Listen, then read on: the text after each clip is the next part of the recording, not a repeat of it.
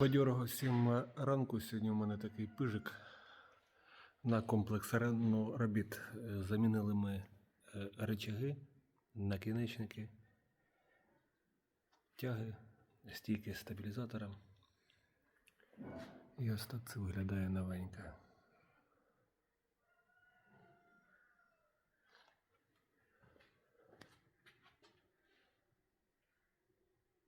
Отак от. Так, і ще хотів показати дуже прикольну річ.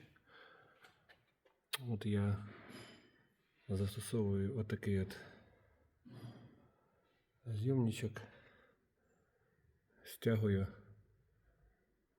хомути на пильниках. Дуже мало міста буває, а він дуже виручає, щоб стягнути хомутик, щоб не ставити звичайний.